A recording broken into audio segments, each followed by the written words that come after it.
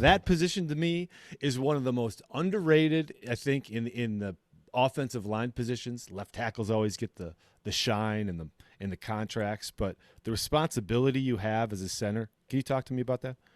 Sure. When I first came into the league, it was a whole lot different than it was when I was at Boston College.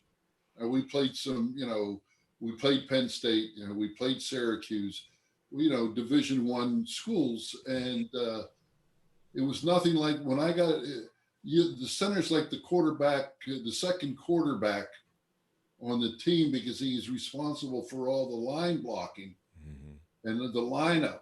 And in some cases, when you come in as a rookie, you have no clue whatsoever. And in order for you to understand who your players are, you have to play with them.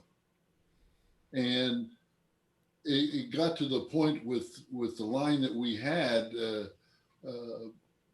that we knew each other's moves. We knew what you could do best. And then I could accordingly call the line play to accommodate the entire line to be able to make sure that everybody gets a win on that play. And then when you really go to the next level, is I don't have to do any of the calling because they know what I'm going to do. Yeah. You get up right before the snap and they'll look at you and you'll say, "Did you see that?" And I'll know what they're talking about. Yeah. So when that would happen, it really, you get an in sync. And then if you get a lineman that's hurt and a new guy comes in, qualified player, has been in the league for a while, it takes a while to get a rhythm with that. He's going to one-on-one block. He'll be good if he's good. And most of them, were really good. And but you don't pick up. They do it differently, or they did it differently somewhere else. And you got to get them in sync so that when the guard was playing against Bob Lilly, I knew that my first look was at him, not Leroy Jordan or Jethro Pugh. Just a little peek. You can handle him, but if you don't, I'll give him a bump or something, like that. Yeah. And so it's not just the center as much as it is the entire line. We make the calls. We do what we have to do. Everything starts when I decide to snap the ball. And God forbid if I forget the snap count and don't snap it. and it's just one of those things that you grow into it with a lot of these players. And then when new people come in, it's a process of learning all over again. Yeah.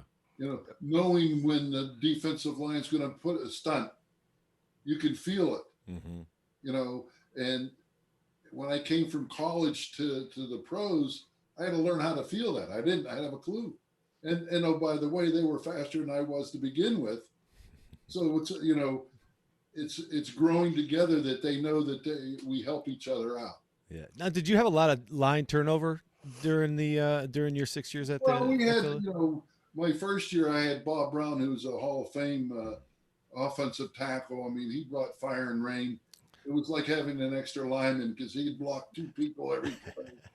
And it's like, well, that's not too bad. But I would say the lineman that I had, Wade Keeg, was there for 11 years, and at the other, which I believe the most difficult position in football is left tackle if you have a right-handed quarterback, because you don't see. Nobody gets to help him make a step to the left or to the right that the guy passes him. He can't see that. Yeah. And you have to be and my if it was a Bob Lilly, I would check with him. If all the players had the same abilities, the first person I would check would be for the left tackle, because I was a 4-3 defense. I was open. Yeah. Because it's really hard that he puts an inside move on. Yeah. And the quarterback, you got to help him out once in a while. So that would be that. And then I would look for help, helping other people.